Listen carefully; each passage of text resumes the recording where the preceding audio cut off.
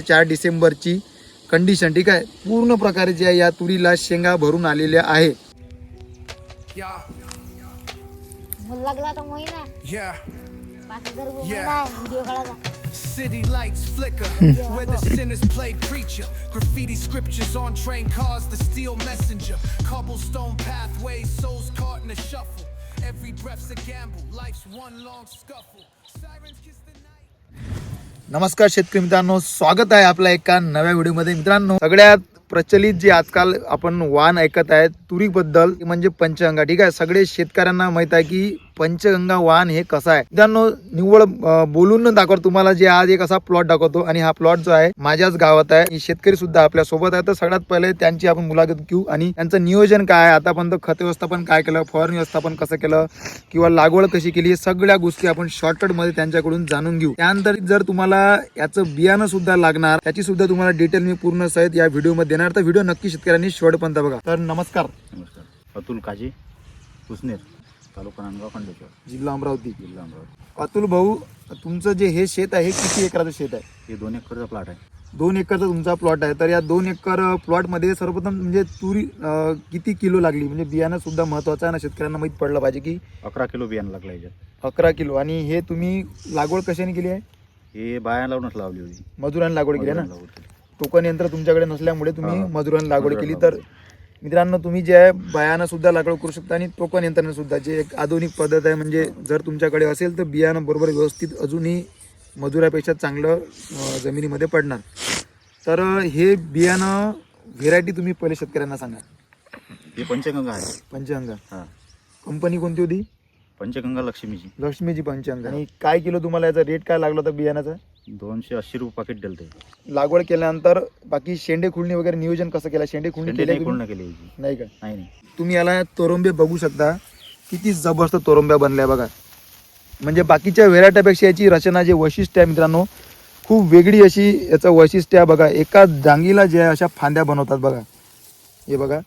आणि याला दाणे सुद्धा तुम्ही बघू शकता. बिलकुल जे काही बाकीच्या व्हेरायटी तुम्हाला मी दाखवणारच आहे व्हिडिओमध्ये, त्या व्हेरायटीला 3 दाणी, 2 दाणी, 4 दाणी हे जास्त दिसतात, ठीक आहे. 4 दाणी तर खूप कमी, पण या व्हेरायटीला तुम्ही बघू शकता 5 दाणी तुम्हाला.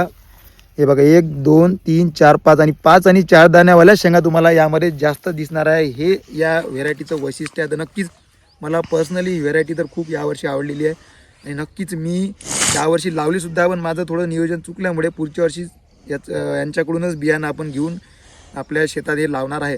तर बाकी नियोजन सांगण्यात आल्यावर तुम्ही यामध्ये खत व्यवस्थापन काय केलं आहे? DAP खत टाकलं होतं आणि पोटॅक्स. सुरुवातीला तुम्ही बेड पाडले, बेडवर यांचं जे खत व्यवस्थापन आपल्याला करता आलं नाही. नंतर यांनी सोयाबीन थोडंसं एवढं झाल्यानंतर यांनी जे DAP आणि पोटॅक्सचा डोस दिलेला आहे, बरोबर. प्रॉपर जर असलं तर अजूनही यापेक्षा जबरदस्त आपण घेऊ शकतो, म्हणजे आपल्याला समजू शकते, ठीक आहे. त्यानंतर फवारणी व्यवस्थापन तुम्ही काय केलं आहे? फवारणी इमेमॅक्टिक मारलाय आणि 0.34. इमॅमॅक्टी आणि 0.34 अशा किती फवारण्या झाल्या म्हणजे? 1 टॉनिक मारलं होतं. 1 टॉनिक. आणि अशा किती फवारण्या केल्या तुम्ही? 3 फवारणी झाली याच्यात. 3 फवारण्या झाल्या मित्रांनो, बघू शकता. पहिले सोयाबीन असताना तेव्हा 2 फवारण्या आणि एक स्पेशल जे आता 1 साप मारलं होतं त्याच्यावरती आपलं बुरशीनाशक. हा, साप बुरशीनाशक. म्हणजे एकदम स्वस्त्यात असं जे बुरशीनाशक किंवा बाकीचे कीटकनाशक यांनी वापरलेले आहे. असं काही महागडं नियोजन किंवा असं काही आहे नाही, ठीक आहे. म्हणजे एकदम सोप्या पद्धतीने आणि स्वस्तात जे हे तूर व्यवस्थापन या आपल्या अतुल भाऊंनी जे आहे त्यांच्या शेतात केलेलं आहे. जे काही अंतर आहे, तुम्ही अंतर शेतकऱ्यांना थोडं सांगा. 9 फुटाचं अंतर आहे याच्यात.